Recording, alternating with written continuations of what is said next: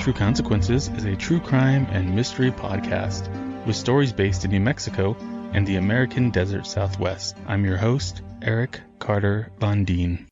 Hey friend, it is me, Eric Carter-Landin, and I have sure missed speaking with you every week. Today, I want to introduce you to a show that I came across that I love. I cannot tell you how obsessed I am with this show. And if you're like me and you like true crime, you like shows like I Survived, you are going to want to listen to this show. Let me tell you all about it. The show is called What Was That Like? And I just finished the episode where Scott interviewed one of the people who survived the Oklahoma City bombing in the 90s. And it is amazing. He is such a great interviewer. He's a lot like me in the way that he provides space and the platform for people to tell their stories. He'll ask questions to clarify and keep the conversation going. But for the most part, you're getting a very raw look into somebody's experience. And there's a whole bunch of episodes. There's a wide variety of topics. Some are true crime related. There's somebody who survived a mass shooting. There's people who have survived home invasions.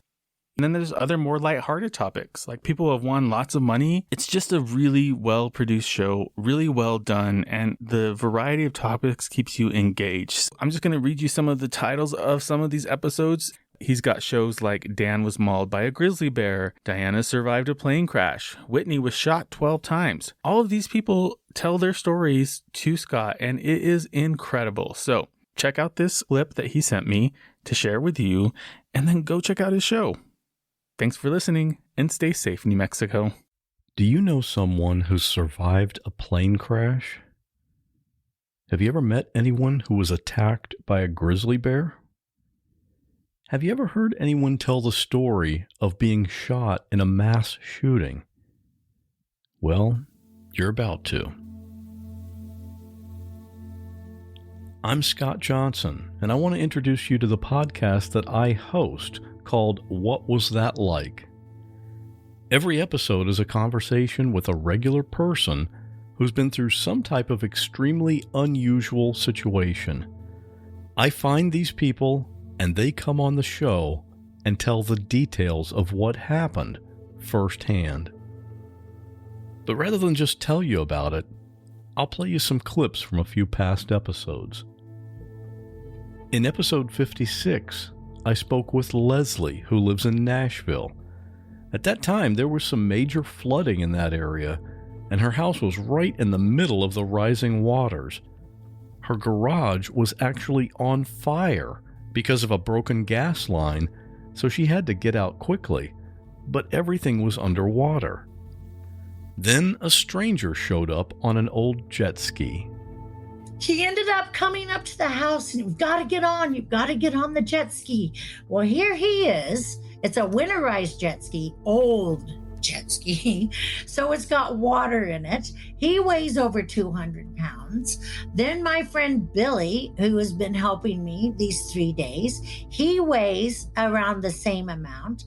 I weigh around 160 pounds. Then we've got a 25-pound dog and a 10-pound dog. So we all load up on this jet ski. He tries to start it once. He tries to start it a second time. It's not starting. He starts it the third time and boom, the front end of the jet ski goes up in the air. We're so weighted down, we're not going anywhere. Here we go. We get from maybe away from the front porch and we get onto the street, which is not very far. I'd say maybe 10, 15 feet. And kaboom! The whole house blows. My hair catches on fire. I've got the dog. He's trying to hold on. None of us can breathe because the oxygen is feeding the fire. And, things are blowing past the house. Episode 69 was with Kira. She was walking to work, and it was completely dark because it was around 3 a.m. She was attacked by a man who was armed with a knife. This episode includes the desperate phone call she made just as she was running away from her attacker. Hello? Good morning. This is Noonlight calling. We received an alarm from your device. Please help me. What's wrong? Somebody pulled a knife on me and asked to see my kids. And then he asked to touch them. And I'm running and I don't know where it is. Okay. Can you get to someplace where there's someone at? I'm going to go ahead. There's nobody out here. I'm in downtown Portland. There's nobody out here.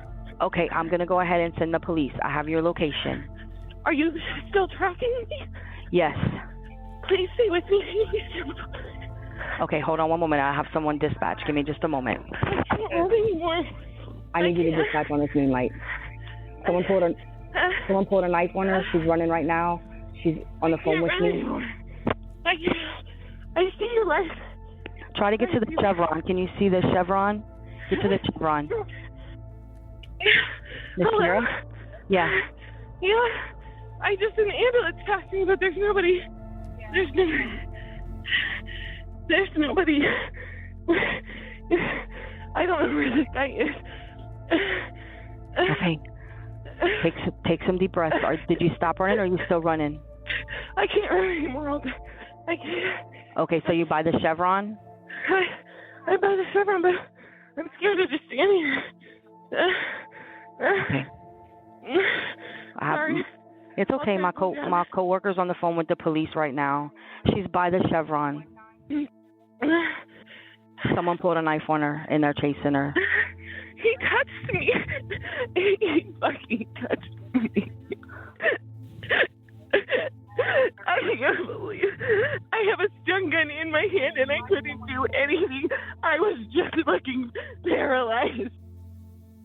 And even though every episode is a really unusual true story, they're not all dark or tragic.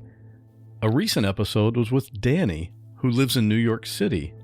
One day he was on the subway and he was running late. He was in a rush to get to the stairs and get up to the street. But then he noticed something. So I was going through the station, going through the gate. I noticed on the ground to my left against the wall was a bundle. And, in my mind, I'm thinking, and all I saw was two little legs sticking out. It looked like a doll. So I'm thinking some little girl left her doll on the ground. And I was like, wonder if she's around. But I continue to walk and I'm starting to go up the stairs to exit to the outside. And I glanced back one more time. And when I did, his legs moved. So I knew it wasn't a doll and I rushed down the stairs. I loosened this dark sweatshirt that he was wrapped up in. Made sure he was breathing okay. I could tell, he had no clothes on, but I could tell that it was an infant. He was newborn. I didn't know exactly how old he was at the time, but he still had, the reason why I knew he was a newborn because he still had the umbilical cord was still partially intact. So it had been cut, but it had been, I could tell that it was a relatively new baby. For a lot of the stories, you'll hear the actual 911 call that was made at the time of the incident. That's real life, and it feels like you're hearing the story happen right in front of you. Like the episode where Cammie told about the time she escaped from a mass shooting. There's been a shooting at the Route 91 festival. Where exactly are you located? I'm located right out front of the main stage, and my friend has been shot, I think. We can't really move her. Where exactly are you located? Located? It's at the, oh my God, they're still shooting. Do you see the shooter? No, I think he's on the street side. Oh my God. Where exactly are you? So if you're like me and you love hearing bizarre, intense, true stories that are told firsthand by the person who went through it, I think you're going to love this podcast. Again, it's called What Was That Like? And there are currently almost 100 episodes to binge, and each one is a story that you'll never forget. You can find What Was That Like on any podcast app, including Spotify, or at the website whatwasthatlike.com.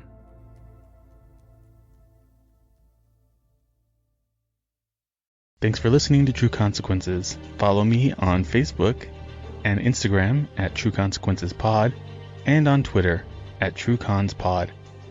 True Consequences is listener supported. If you'd like to support this one-man show, please go to patreon.com/trueconsequences. Thanks for listening, and stay safe, New Mexico.